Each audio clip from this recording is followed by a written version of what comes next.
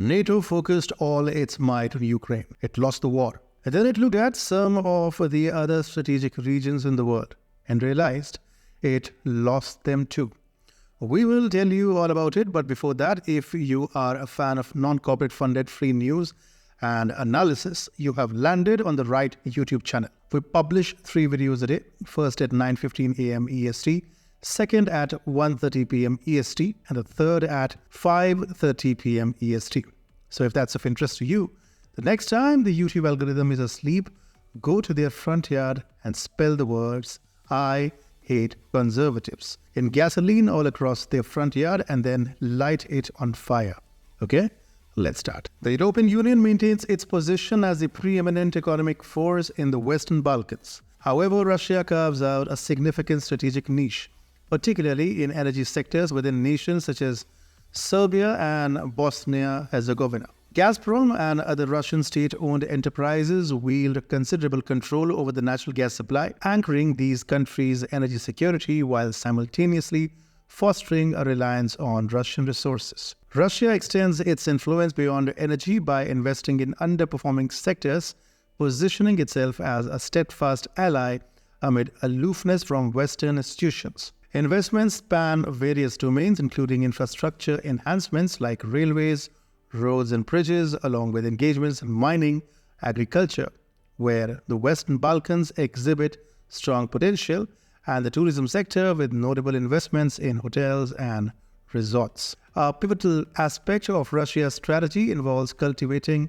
personal relationship with influential leaders in the region, notably Serbian President Aleksandar Vučić and Bosnian Serb leader Milorad Dodik. Milorad Dodik, a fervent nationalist and the president of Republika Srpska, stands as Russia's staunchest ally in Bosnia and broadly in Europe.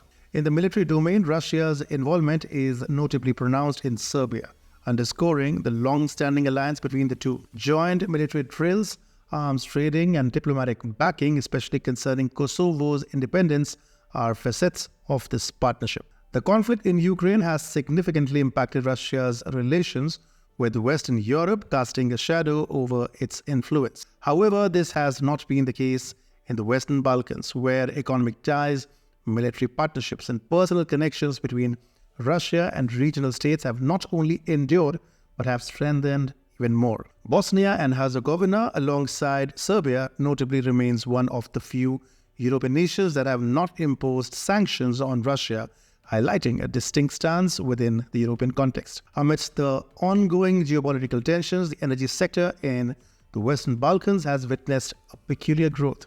Gazprom, Russia's state-controlled energy company, has expanded its market share in Serbia and Bosnia and Herzegovina. Despite the complications brought about by sanctions related to the Ukraine war, these measures have not halted the flow of energy supplies from Russia to these countries. Furthermore, Russian investments in the region have seen a significant uptick.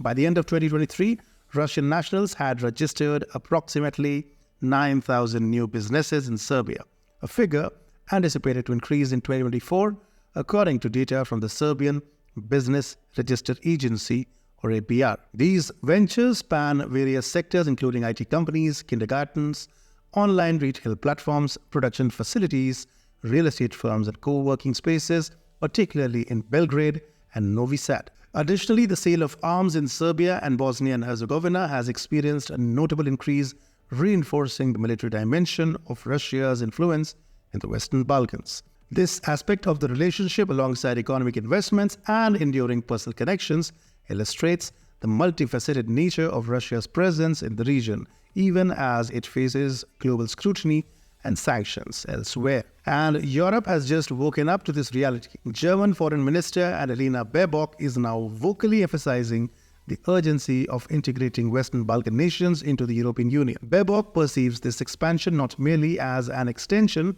of the EU's influence, but as a critical countermeasure against Russian efforts to destabilize Eastern Europe. Baerbock has issued a stark warning about the consequences of the EU's further neglect of the Western Balkans, highlighting the risk of increased Russian interference if these nations are left unsupported in their aspirations to join the EU. Funnily, Germany, historically cold to Western Balkans, is suddenly opposing any forces that may impede Bosnia-Herzegovina's path to EU integration, especially those that deepen national divisions.